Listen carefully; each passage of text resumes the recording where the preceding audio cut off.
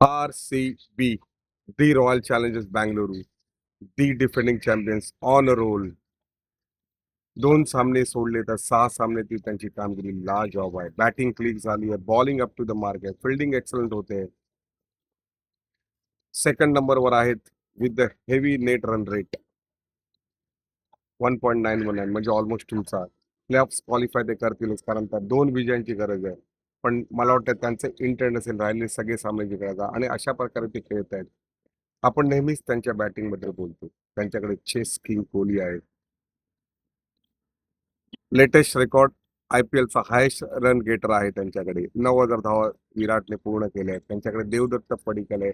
या सीझनमध्ये तो डिमॉलिशिंग फॉर्ममध्ये आहे. कॅप्टन हिमसेल्फ रजत पटीदार क्लीन स्ट्रायकिंग करतो या सीझनमध्ये. त्यांच्याकडे जितेश शर्मा आहे, बेथल आहे, फिल सॉल्ट आहे. सगळ्यांची कामगिरी रेस झालेली आहे. पण त्यांच्याकडे 2 घातक डिस्ट्रॉयर गोलंदाज आहेत. ते म्हणजे द हॅझेलवूड, द भुवनेश्वर कुमार. आणि ते का घातक आहेत, का डिस्ट्रॉयर आहेत याची प्रचिती दिल्लीला त्यांनी दाखवून दिली. पॉवर प्लेमध्ये लोवेस्ट स्कोर नोंदवला गेला दिल्लीकडनं आत्तापर्यंतच्या IPL मधला, आणि त्याला कारणीभूत होते ते देखील 3-3 विकेट वाटून घेतल्या. भुवनेश्वर कुमार व स्विंग किंग, पदार्पणात वन डे इंटरेस्टमध्ये विकेट, पदार्पणात T20 इंटरेस्ट विकेट, त्याच्यानंतर सतत तो चांगली कामगिरी करत राहिला. पण एक अशी वेळ आली पीकमध्ये असताना त्याला संघामधनं डावललं गेलं, संघामधून वगळण्यात आलं. पण या पठ्ठ्याने कुठेही त्याची वाच्यता केली नाही, कुठेही तो बोलला नाही, कुठेही त्याने सोशल मीडियावर लिखाण केलं नाही की त्याच्यावर अन्याय झालाय. तो फक्त आपल्या गोलंदाजीने सगळ्यांना प्रभावित करतोय. गोलंदाजीने तो दाखवून देते की तो काय आहे.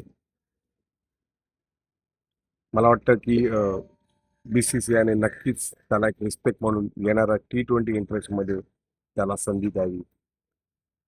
2 टाइमचा पर्पल कॅप विनर आहे. ज्या संघासाठी खेळतो त्या संघासाठी मोर दॅन 100% तो देण्याचा प्रयत्न करतो. तो येतो, बॉलिंग टाकतो, विकेट्स चटकावतो, अदरवाईज इकॉनॉमिकल स्पेल टाकतो आणि संघाला विजय मिळतात देतो, एक मोलाचा हातभार लावतो. तर माझी एक रिक्वेस्ट आहे की नक्कीच BCCIने दखल घ्यावी, भुवनेश्वरला एक संधी द्यावी. तो त्याचा सन्मान असेल, त्याच्या करिअरचा तो रिस्पेक्ट असेल. दिल्ली रोलर कोस्टरमध्ये आहे. एका सामन्यात 264 धावा फटकवतात, दुसऱ्या सामन्यात लोएस्ट स्कोरला 76 धावा ऑल आउट होतात. पण मी त्यांना दोष देणार आहे, कारण खरंच काल जे घडले भुवनेश्वर आणि हझेलवूडने जे घडून आले, त्या बॉलिंगला दिल्लीच्या कोणत्याही बॅट्समनकडे उत्तर नव्हतं. इव्हन इन्फॉर्म KL राहुलकडे सुद्धा अशा प्रकारची गोलंदाजी होती. म्हणून तो सामना त्यांनी विसरलेलाच बरा. कन्सर्न्स आहेत त्यांच्याकडे. द मेन कन्सर्न इज अक्षर पटेलची कॅप्टन्सी. ती अजून हवी तशी क्लिक झालेली नाहीये. तो एक्सपिरियन्स आहे, तो लीड करू शकतो चांगल्या प्रकारे, अजूनही चांगल्या प्रकारे लीड करू शकतो, पण ते झालेलं नाही. बॉलिंग कन्सर्न नाही एवढं, कारण जर बॅट्समनने जर खोऱ्याने धावा जर फलकावर लावल्या तर मला वाटतं बॉलिंग कन्सर्न त्यांच्याकडे एवढं नाहीये. कन्सर्न आहे ती मला तरी वाटतं की फक्त कॅप्टन अक्षर पटेल टीमला लिफ्ट करण्यात as a captain, as a leader म्हणून तो अजून तेवढा यशस्वी झालेला नाहीये. पण नक्कीच याच्यावर तो वर्कआउट करेल. दिल्ली एक समतोल संघ आहे. त्यांच्याकडे एक चांगले बॅट्समन आहेत, चांगले बॉलर आहेत त्यांच्याकडे, पण ते अजून क्लिक झाले नाहीत. म्हणून कुठेतरी ते लोक आता प्लेऑफमध्ये येण्यासाठी ते सुद्धा आता रेसमध्ये आहेत.